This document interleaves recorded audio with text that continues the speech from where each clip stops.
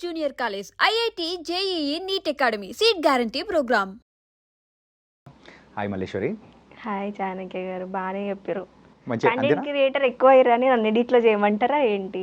ఏంది ఎడిట్లో తీసేయండి ఎక్కువ అయ్యారని అంటున్నారుగా. అట్లంటావా?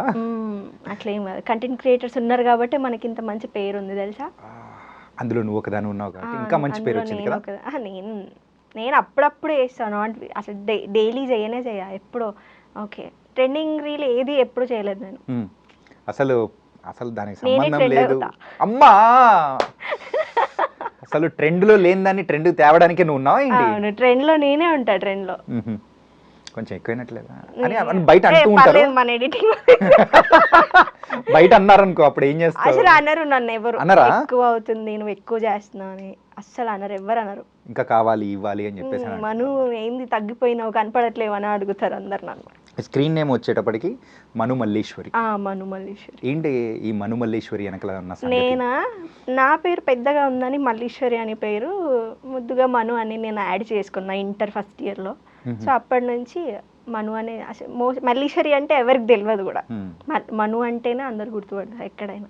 ఓకే, అంటే ఈ మను అనే పేరు వెనకల ఇంకెవరన్నా మను అనే వాళ్ళు ఉన్నారా? లేదు, మను ఎవరు లేరు. అట్లేం లేదు. మరి అదే పెట్టుకోవాలని ఎందుకు అనిపించింది? అట్లా నాకు అది నచ్చింది షార్ట్ కట్ లా, అందుకే నేను పెట్టుకున్నా. ఓకే సరే మను, మొత్తానికైతే సుమారు 2 lakh ప్లస్ ఫాలోవర్స్ కానీ మొత్తం మంచిగా ఉంది. మొత్తానికి ప్రోడక్ట్స్ ఏదో ఒకటి ఇన్ఫ్లుయెన్సర్గా అయితే మొత్తం చేసుకుంటూ సంపాదిస్తూ అంతా బాగా వెళ్తున్నావు. ఎలా ఉంది లైఫ్ ఇప్పుడు? అప్పుడు బాగుంటుండే ఒక 6 months బ్యాక్ వరకు. ఇప్పుడు ఓకే. ఏమైంది? ఓకే ఓకే అంటే నేను డైలీ చెయ్య అనమాట. అంటే కొంతమంది ఇన్ఫ్లుయెన్సర్స్ ఏంటంటే ఓన్లీ రీల్స్ మీదనే ఉంటారు. నేను జాబ్ చేస్తుండే, మళ్ళీ ఇది చేస్తుండే, జాబ్ చేస్తుండే, ఇది చేస్తుండే అలా. కానీ ఒక 1 year నుంచి దీని మీదనే ఫోకస్డ్గా ఉన్నా. దీని మీద ఇన్ఫ్లుయెన్సర్గా రీల్స్. అంతకంటే ముందు దీని మీద? అంతకుముందు జాబ్ చేసిన. ఏం జాబ్? అసిస్టెంట్ డైరెక్టర్గా జాబ్ చేసిన. అసిస్టెంట్ డైరెక్టర్ వర్క్ చేసావా? ఓకే, మరి ఏంటి అసిస్టెంట్ డైరెక్టర్గా వర్క్ చేస్తున్న దానివి? అంటే ఎవరైనా కానీ డైరెక్టర్ అవ్వాలని చెప్పేసి అట్లా వెళ్ళిపోతుంటారు, స్టోరీస్ రాసుకొని అట్లా వెళ్ళిపోతుంటారు. నువ్వేంటి అటు ఇటు సంబంధం లేకుండా ఇన్ఫ్లుయెన్సర్ అయిపోయినావు?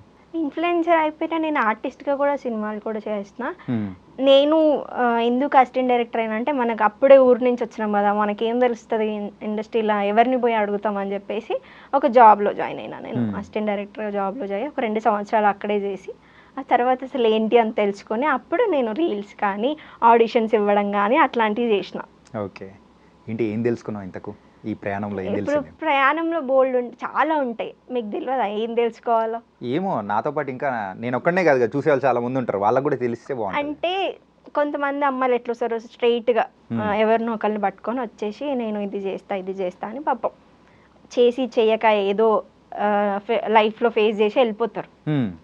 సో అలా కాకుండా అంటే నేను ఫట్టను వచ్చి హీరోయిన్ అవ్వడానికి, లేదా ఫట్టను వచ్చి ఒక క్యారెక్టర్ ఆర్టిస్ట్ అవ్వడానికి నాకు బ్యాక్గ్రౌండ్లో పెద్దగా ఆస్తుపాస్తులు.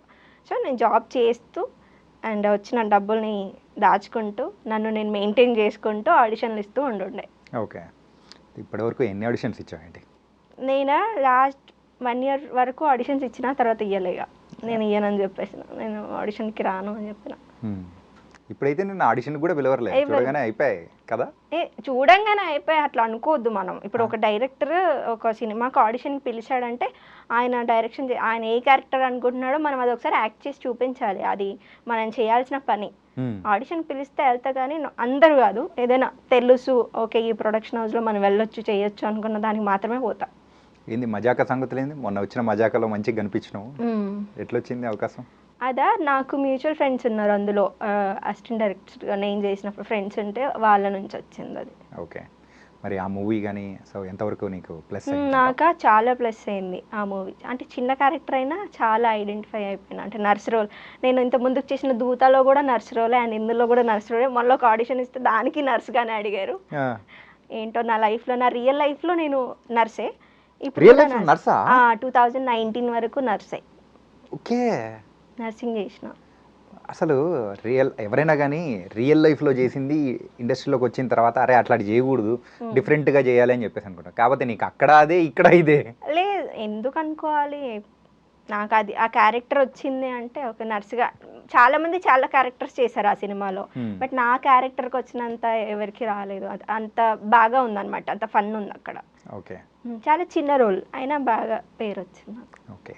మజాకా అండ్ అన్ని దానిలలో కూడా నర్స్ ఏంటి ఇంకా నెక్స్ట్ రాబోయే దానిలో కూడా నువ్వు ఫిక్స్డ్ ఇండస్ట్రీకి నర్స్ అని ఫిక్స్ అయిపోతావా ఏంటి?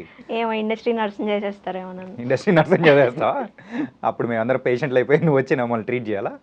లేదు, అంటే వేరే వాటికి కూడా కొన్ని ఆడిషన్స్ ఇచ్చిన, సో చూడాలి వాళ్ళు సెలెక్ట్ చేస్తే వస్తాయి.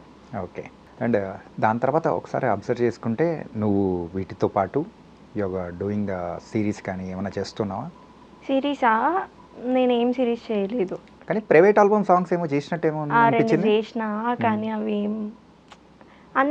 నేను ఎట్లా అంటే స్టార్టింగ్లో అందరు అంటారు కదా మేము కొత్తగా చేస్తున్నామండి, తక్కువ బడ్జెట్లో చేయండి అని అడుగుతారు కదా. సో నేను చేసేస్తా వాళ్ళకి, వాళ్ళు ఎంత పైసలు ఇస్తుర్రు, ఎంత ఇస్తుర్రు, వాళ్ళు లేదంటే వాళ్ళ పాటలో ఎంత ఏముంది అనేది ఏం చూడను నేను. స్టార్టింగ్ స్ట్రగుల్స్ ఎట్లుంటాయి నాకు బాగా తెలుసు కాబట్టి ఓకే చేస్తానండి అని చేసేస్తా. ఎంత తీసుకున్నావు అప్పుడు? అలా ఎంత ఒక 10,000. 10,000 అట్లా టోటల్. ఎన్ని days shoot? One day shoot, one day practice. ఏంటి ప్రైవేట్ ఆల్బమ్ సాంగ్స్ అంటే ఇది ఫోక్ సాంగ్స్ అట్లా? ఒక్కటే ఫోక్ సాంగ్ చేసిన నేను, అండ్ దెన్ ఇంకొకటి డీజే కమ్ ఫోక్ అని ఒక సాంగ్ ఉంది, అది పబ్లో చేసినాం. అండ్ ఒకటేమో డెమో కాదు కవర్ సాంగ్ చేసిన. ఓకే. అదేంటి మట్కా సినిమాలో సాంగ్ ఉంటుంది కదా నోరా ఫాతియా, అది చేసిన. అంటే వీటన్నిటికీ రాని పేరు నీకు ఒక ఇన్ఫ్లుయెన్సర్గా రావడం ఎలా అనిపిస్తుంది? I'm so happy. అంటే నేను ఇన్ఫ్లుయెన్సర్ దానికన్నా ముందు నేను ఎవరిని అంటారు కొంతమంది ఎక్స్పోజ్ చేసి ఫాలోవర్స్ని సంపాదించుకున్నాను, బట్ నేను ఎక్కడ నాకు ఎక్స్పోజింగ్ చేసినందుకు ఫాలోవర్స్ వచ్చారని నేను ఎప్పుడు అనుకోలేదు. నేను నా మాటలకి నేను మాట్లాడేదానికి ఫాలోవర్స్ వచ్చారని నేను అనుకుంటా. అసలు ఎక్స్పోజింగ్ అంటే ఏంటి? మరి మీకే తెలియాలి, జస్ట్ బాయ్ మీరు కదా, మీరు చెప్పండి. ఎక్స్పోజింగ్ అంటే అట్లా అందరికీ ఐడియా ఉంది, ఓకే. కాకపోతే ఏంటంటే ఎంత లిమిట్ వరకు దట్ కొన్ని బౌండరీస్ అనేది కూడా పెట్టుకుంటారు కదా. బౌండరీస్ ఉంటాయి, ప్రతి ఒక్కరికి బౌండరీస్ ఉండాలి ఎక్స్పోజింగ్లో, లేకపోతే అది ఫ్యూచర్లో ఇప్పుడు చూడండి ఎప్పుడో చేసిన రీల్స్ వచ్చాయి, టిక్ టాక్ వీడియోస్ వచ్చి ఇప్పుడు బాగా ఫేమ్ ఉన్న వాళ్ళని చూపిస్తున్నారు కదా, ఇప్పుడు ఒకప్పుడు వీళ్ళు ఇలా ఉన్నారు ఇప్పుడు ఇట్లున్నారు అనేసి. సో ఏదైనా ఒక బౌండరీస్ పెట్టుకుని చేస్తే బాగుంటుంది అనిపిస్తుంది నాకు. ఓకే. నేనైతే నా లిమిట్లోనే చేస్తాను, ఎక్కువ ఏం చేయను అనమాట. Limits like hot photo shoots కానీ ఏడా అసలు మీరు చూడండి నా ఇన్స్టాగ్రామ్, హాట్ ఎంతవరకు చేయాలో అంతవరకే చేస్తా, ఎక్కువ అతి చేయను. ఎందుకంటే రేపు నాకు పెళ్ళి కావాలి, మా ఫ్యామిలీ చూస్తారు, వాళ్ళు చూస్తారు, అడుగుతారు కదా ఏందమ్మా అట్లా చేసినామని అడుగుతారు పక్క. ఇప్పుడు మీ పేరెంట్స్ ఎవరు కానీ అట్లా అడగలేదా? ఇప్పుడు మీరు చేస్తున్నారు కానీ లేదు, ఏం అడగదు. మా మమ్మీ, నేను ఎవ్వరికి ఆన్సర్ చేయాల్సిన అవసరం లేదు. మా అమ్మ, మా మామయ్య, నా అన్నదమ్ములు, వీళ్ళకి మాత్రమే నేను ఆన్సర్ చేస్తా. మరి వాళ్ళు కూడా చూస్తారు నా ఇన్స్టాగ్రామ్, వాళ్ళు చీ కొట్టే విధంగా నేను చెయ్యను. ఏంటి ఇట్లా చేసినామని అలా చేయను నేను. ఓకే. సో ఆ భయం అయితే ఉంటుందన్నమాట, ఫ్యామిలీస్ కూడా చూస్తూ ఉండాలి. ఫ్యూచర్లో మనం గుర్తుపడితే ఇదా అనకుండా ఓ అమ్మాయ మనం చూసాం కదా అలా ఉంటే చాలు నాకు.